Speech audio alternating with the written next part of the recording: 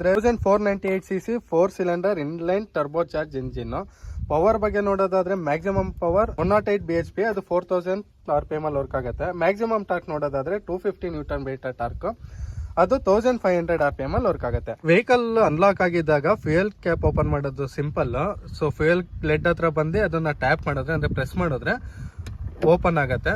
Fuel tank capacity 45 litre ಇದೆ. High mounted tail lamp integrated spoiler ಅಲ್ಲಿ ಸ್ವಲ್ಪ hidden ಆಗಿದೆ, ಬಟ್ ವಿಸಿಬಲ್ ಇರುತ್ತೆ ಬ್ರೇಕ್ ಎಲ್ಲ ಅಪ್ಲೈ ಮಾಡಿದಾಗ. ಡಿಫಾಗರ್ ಜೊತೆಲಿ ರೇರ್ ವೈಪರ್ ಕೂಡ ಇನ್ಸ್ಟಾಲೇಷನ್ ಆಗಿದೆ. ಕೀ ಅಲ್ಲಿ ಲಾಕ್ ಅನ್ಲಾಕ್ ಸ್ವಿಚ್ ಜೊತೆ ಬೂಟ್ ಓಪನ್ ಮಾಡೋ ಸಿಂಬಲ್ ಇದೆ.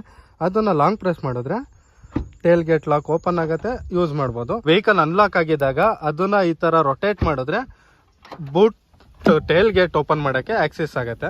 ಬೋಟ್ ಕೆಪಾಸಿಟಿ ನೋಡೋದಾದ್ರೆ 280 ಲೀಟರ್ಸ್ ಇದೆ. ರೇರ್ ಸೀಟ್ ಕಂಫರ್ಟ್ ಬಂದಾಗ ರೇರ್ ಸೀಟ್ ಅಲ್ಲಿ ಅಂಡರ್ ಥೈ ಸಪೋರ್ಟ್ ತುಂಬಾನೇ ಲ್ಯಾಗ್ ಆಗಿದೆ, ಯಾವುದೇ ರೀತಿ ಕಂಫರ್ಟಬಲ್ ಇಲ್ಲ. ಜೊತೆಲಿ ಲೆಗ್ ರೂಮ್ ಕಾಂಪ್ಯಾಕ್ಟ್ ಆಗಿದೆ, ಅಡ್ಜಸ್ಟಬಲ್ ಹೆಡ್ರೆಸ್ಟ್ ಕೊಟ್ಟಿದ್ದಾರೆ. ಡ್ರೈವರ್ಸ್ ಕಾರ್ ಅಂತಾನೆ ಹೇಳ್ಬೋದು. ಅಂದ್ರೆ ಡ್ರೈವ್ ಮಾಡಕ್ಕೆ ಅಲ್ಟಿಮೇಟ್ ಫೀಲ್ ಇದೆ. ಜೊತೆಲಿ ಡ್ರೈವಿಂಗ್ ಕಂಫರ್ಟ್ ನೆಕ್ಸ್ಟ್ ಲೆವೆಲ್ ಇದೆ. Fit and finish, driving smoothness, driving feel ಎಲ್ಲಾನು next level. Rear passenger rear seat ಅಲ್ಲಿ ಇರೋರೆಲ್ಲ ಅಂತೂ ಸ್ವಲ್ಪನೂ ಕಂಫರ್ಟಬಲ್ ಇಲ್ಲ. ಈ ವೆಹಿಕಲ್ ತಗೊಳ್ಳೋರು ಡ್ರೈವಿಂಗ್ ಎಕ್ಸ್ಪೀರಿಯನ್ಸ್ ತಗೊಂಡ್ರೆ ಮಾತ್ರನೇ ಸ್ಯಾಟಿಸ್ಫೈ ಆಗುತ್ತೆ.